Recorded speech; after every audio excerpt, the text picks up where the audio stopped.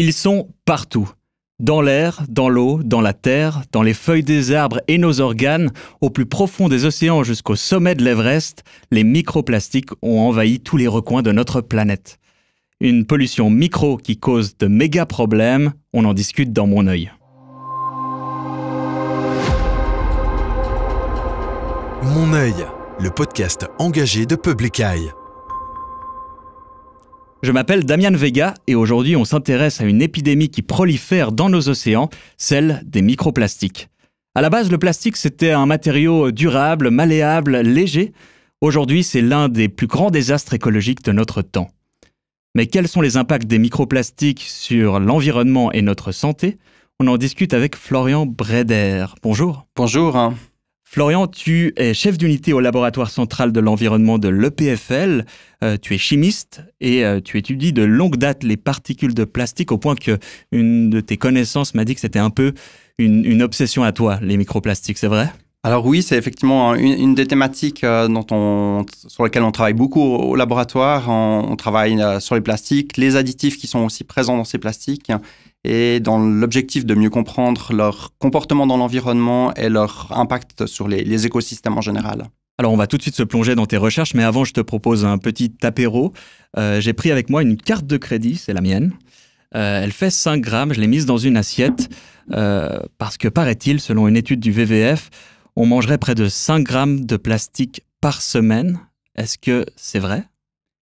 Alors, effectivement, cette étude a donné des valeurs autour de 5 grammes par semaine. Après, ces chiffres sont quand même encore discutés au sein de la communauté scientifique parce qu'il manque d'informations en fait, par rapport à la variabilité de cette exposition au plastique.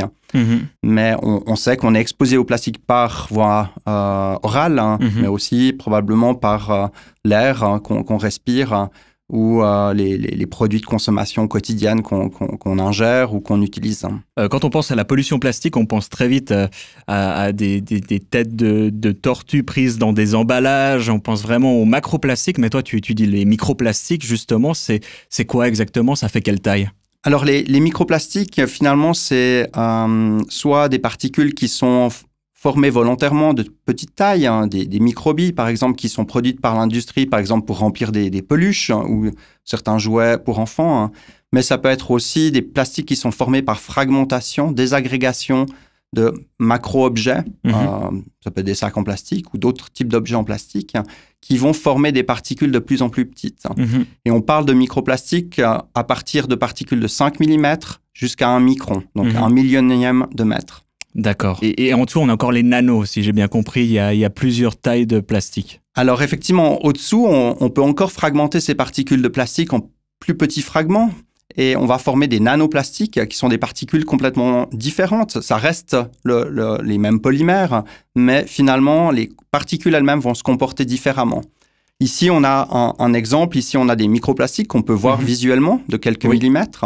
Et ici, on a des nanoparticules du même polymère, du même plastique, mais qui se comportent différemment. On voit que finalement, ces particules, elles sont tellement petites qu'elles ne flottent pas, elles ne vont jamais sédimenter non plus. Alors, je précise pour les gens qui nous écoutent qu'on a effectivement 3 flacons ici en studio, 3 petites fioles dans lesquelles on voit des particules flotter à la surface, alors que dans l'autre fiole, tu m'as dit que c'était les nanoparticules, c'est ça qui était là? Alors effectivement, celles-ci, c'est celles qui sont des nanoparticules de polystyrène, c'est des microbilles, des nanobilles de polystyrène qui sont tellement petites que finalement, les molécules d'eau les maintiennent en suspension dans l'eau. Donc, d'accord, là on voit très clairement un mélange homogène qui est blanc et donc on voit qu'il n'y a pas du tout ce même fonctionnement physique de ces particules et alors que la matière à la base c'est la même. Voilà, le comportement physique est différent et aussi finalement après au niveau des organismes vivants, ces particules elles vont se comporter différemment des microplastiques. Et on les retrouve où, ces plastiques, ces microplastiques? Alors, ces microplastiques, on peut les retrouver dans tout type d'écosystème. On a pu les détecter au fond de la fosse des Mariannes, à environ moins 11 km de profondeur. Donc, le point le plus profond des océans qu'on connaisse. Au large du Japon, on a ces grandes fosses marines. On peut retrouver des microplastiques.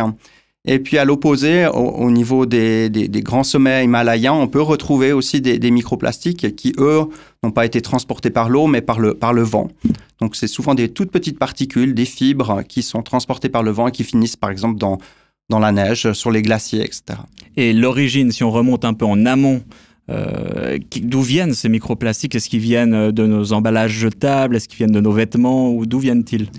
Alors, on a différentes sources de microplastiques qui sont possibles. Alors, clairement, l'emballage, c'est bien connu. On retrouve des fois des emballages dans le lac, dans les champs, etc.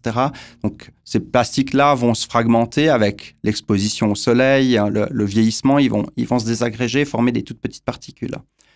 Après, on a toutes les fibres textiles. Donc, on a beaucoup d'habits qui sont faits finalement de polymères. On a ces polaires qui sont faits en PET, par exemple recyclés, qui vont en fait générer des fibres qui vont se retrouver soit directement dans l'environnement quand on les porte, ou par exemple quand on va laver ces vêtements dans une machine à laver. Après, il y a toute une autre classe de particules de microplastiques qui existent aussi, c'est les particules de pneus. Quand on roule avec un véhicule, le pneu s'use, génère des particules de la gomme du pneu.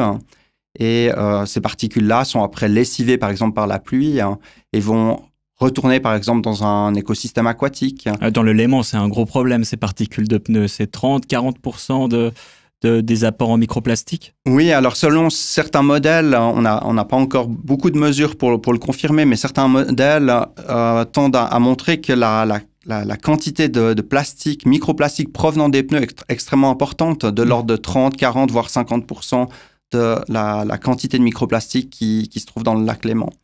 Après, on a encore beaucoup de recherches à faire sur ces questions-là parce qu'on a peu d'informations sur l'exposition environnementale à ces particules de pneus. Ici en studio, on a un graphique qui montre très clairement une augmentation de la prolifération de ces particules dans les océans. C'est une étude qui date de 2019. Donc c'est vrai, il y a de plus en plus de plastique? Alors effectivement, il y a de plus en plus de plastique, simplement parce que déjà la production augmente, la population mondiale augmente et l'usage du plastique augmente. Après, la problématique, c'est que la partie visible de la pollution plastique finalement représente qu'une fraction. C'est vraiment la pointe de l'iceberg. Toutes les particules extrêmement fines, dont les petits microplastiques ou les nanoplastiques, on les voit pas. Et pour l'instant, c'est très difficile de savoir si les chiffres qu'on a dans la littérature scientifique sont vraiment représentatifs de la pollution plastique réelle, en fait. Parce qu'il y a une grande partie des plastiques qui vont, par exemple, sédimenter dans la colonne d'eau, dans un lac ou dans un océan. Et souvent, ce n'est pas analysé ou détecté lors des monitorings par différentes équipes scientifiques au niveau mondial. Et c'est quoi les impacts écologiques de ces microplastiques? Alors, l'impact des microplastiques, il est assez diversifié, on va dire, dans le sens où on a déjà un impact qui est finalement très en lien avec le réchauffement climatique. C'est de savoir que finalement, ces polymères, la plupart du temps, ils sont synthétisés avec des combustibles fossiles. Et on sait qu'actuellement, environ 5 à 10% du pétrole produit mondialement est utilisé pour fabriquer des polymères. Et on estime d'ici 2050 que ça sera probablement 20% de la production de pétrole qui sera utilisée pour faire des polymères. D'accord, donc ça encourage l'utilisation de ressources fossiles. Voilà. Donc ça, c'est un premier problème. On sait ensuite qu'il n'y a qu'une petite partie de ces plastiques qui sont recyclés.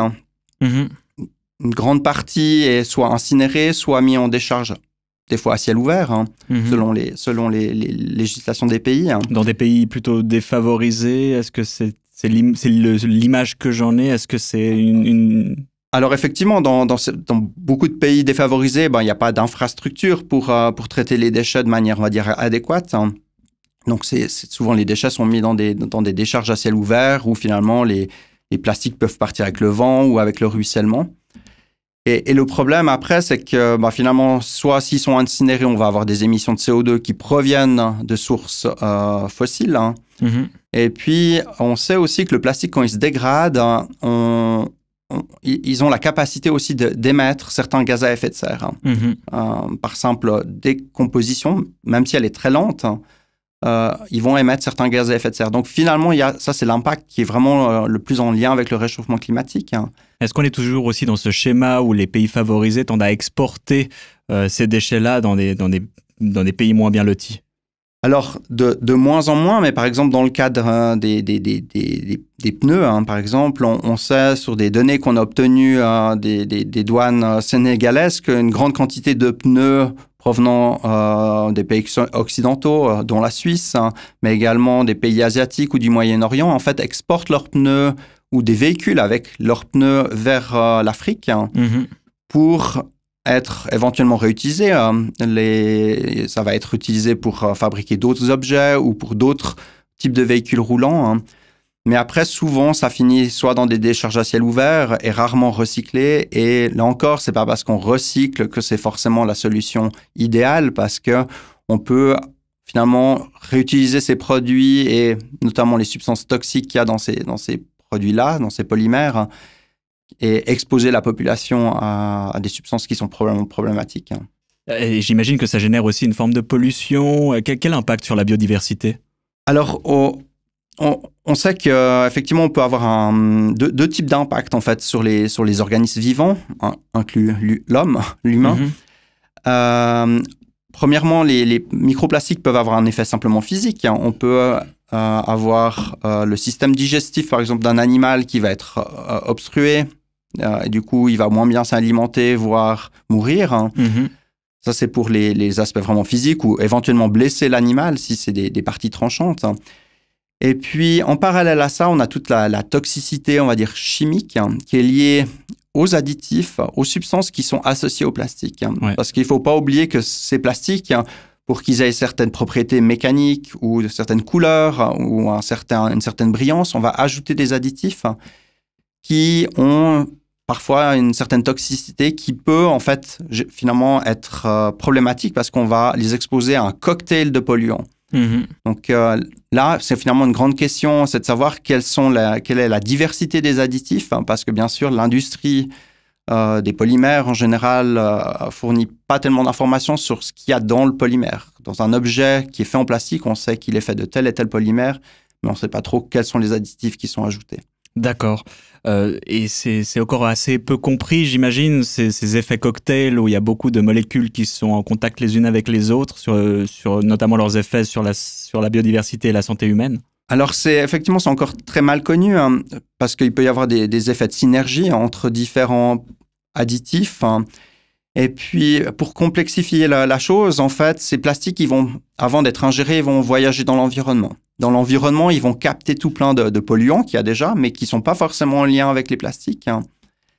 Et finalement, un poisson, une tortue ou un humain va ingérer ces plastiques avec ces additifs et les polluants qu'il aura captés dans l'environnement. On sait que dans les plastiques, il y a par exemple des perturbateurs endocriniens qui sont bien connus. Donc des molécules qui modifient le système hormonal des personnes qui les ingèrent. Si je comprends bien. Qui peuvent perturber le système hormonal et potentiellement déboucher sur certaines maladies.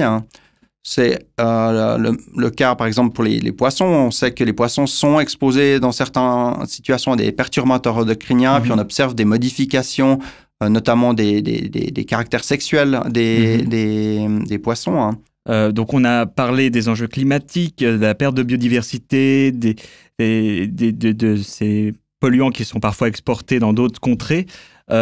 Et sur l'humain, en fin de compte, est-ce que le fait qu'on ingère une certaine quantité de plastique par inhalation ou par notre nourriture, ça peut avoir des impacts à long terme?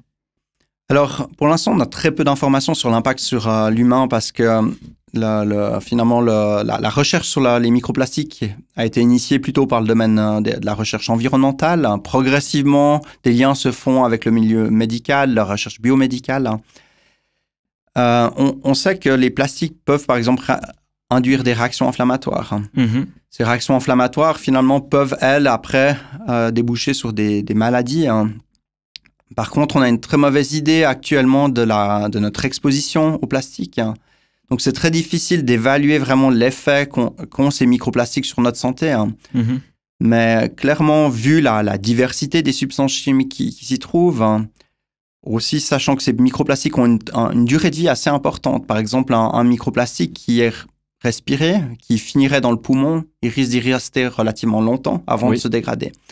Donc, on va finalement stresser les cellules, l'organisme, probablement pendant une longue période, et ce qui risque d'aboutir probablement dans certains cas à développement de certaines maladies.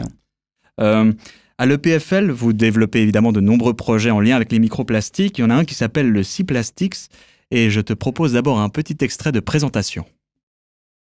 À bord du bateau, on a un projet scientifique et ce projet il se découpe en 2 parties. Il y a une première partie, c'est se mettre au service de chercheurs qui ont besoin d'échantillons de terrain. Donc c'est avec le bateau aller chercher des microplastiques, les envoyer au laboratoire pour qu'ils soient analysés et que ça rentre dans le cadre d'études de recherche qui sont déjà en place. Et puis l'autre partie, c'est de contribuer à notre échelle à la compréhension de cette pollution plastique. Et du coup, on a aussi mis en place des expériences embarquées sur le bateau pour essayer de comprendre notamment les dynamiques d'absorption et puis le vieillissement des plastiques en conditions environnementales. Cette année, on travaille avec OceanEye, donc c'est une association suisse de Genève, et on prend part à leur projet de recherche participative. Le but, c'est de cartographier la pollution plastique dans le monde. Donc nous, on contribue avec notre trajet le long de la Méditerranée. Et il y a d'autres voiliers volontaires qui participent aussi à la construction de cette base de données, qui après est mise à disposition du grand public et des chercheurs dans l'idée de faire de l'open science. C-Plastics, c'est un projet de recherche embarqué sur un bateau qui vogue sur la Méditerranée et qui cherche à faire un monitoring des quantités de microplastiques dans cette mer.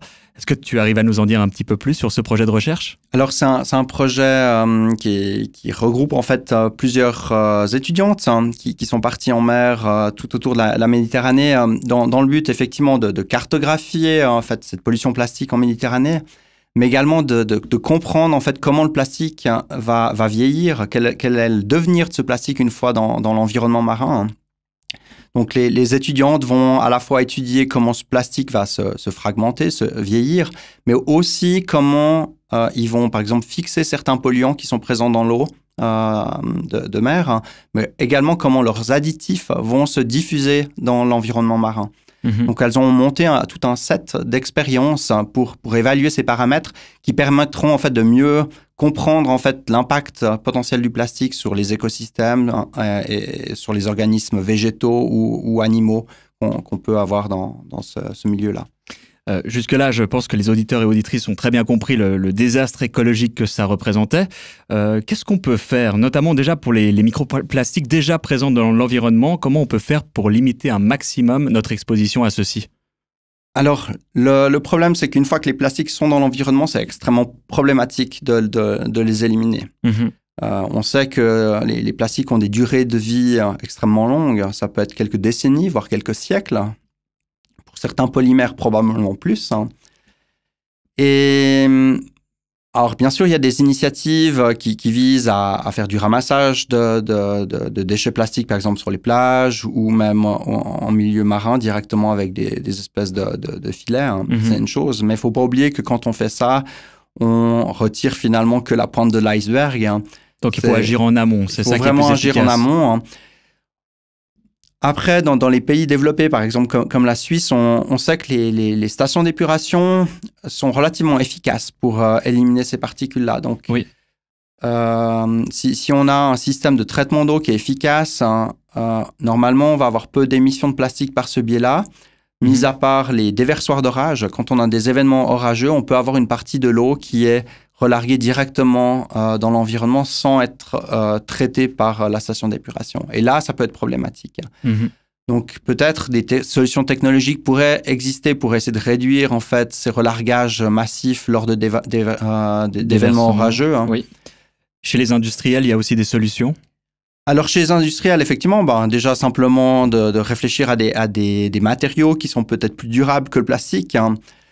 Après, je pense qu'il y a des pistes d'action au niveau des industriels qui visent plutôt à limiter un peu le lobbying de certaines entreprises. On sait par exemple que des labels ont été mis en place par certaines multinationales à la fois de producteurs de plastique ou d'utilisateurs de plastique pour donner l'impression typiquement que le polypropylène est quelque chose de recyclable. Effectivement, il y a des filières de recyclage qui existent, mais en réalité, par exemple, des chiffres sont sortis récemment par rapport aux États-Unis. On sait qu'en moins de 3% du polypropylène qui est dit recyclage est réellement recyclé. Pour qu'on comprenne bien, le polypropylène, c'est un matériau qui est très utilisé dans beaucoup de contenants alimentaires ou... Voilà, c'est utilisé dans l'emballage alimentaire, par exemple des pots de yaourt ou d'autres types d'emballages utilisés couramment dans l'alimentation. Donc il y a beaucoup de lobbying malgré tout de l'industrie. Tu as parlé de matériaux, ça peut être le bois, le verre... Alors effectivement, il y a d'autres matériaux qui peuvent être utilisés à la fois pour faire de l'emballage alimentaire ou d'autres applications en fait, typiques du plastique. Après, il ne faut pas oublier que quand on développe de nouveaux matériaux, avant de entre guillemets, les valider, ce qui est essentiel, c'est d'évaluer leur impact en termes d'émissions, par exemple, de CO2, de consommation d'énergie pour les produire.